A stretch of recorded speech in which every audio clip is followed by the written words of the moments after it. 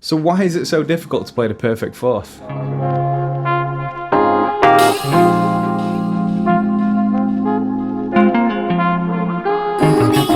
So what's so special about the distance between these two notes that we find difficult as bass players?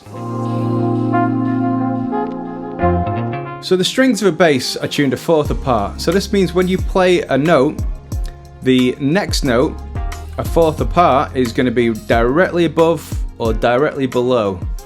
So if you compare it to something like the major third or the perfect fifth, these intervals are easier to play because you can move from one string to the next using a different finger.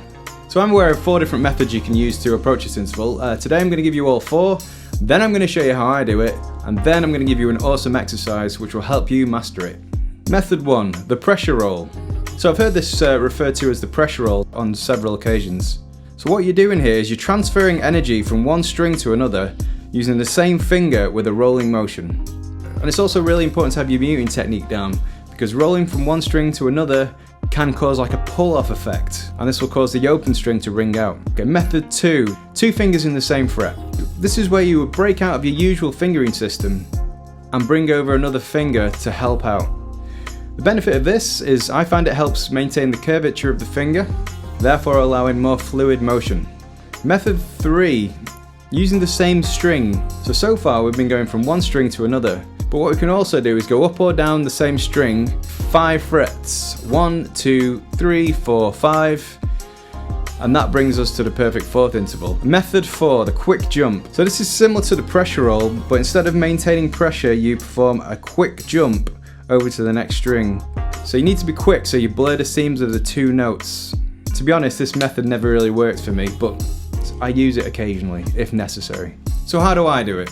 So I use a combination of all 4 methods. If I'm on my first finger, I feel the pressure roll works best. If I use this method on the 3rd or 4th finger, I struggle to keep a good hand shape.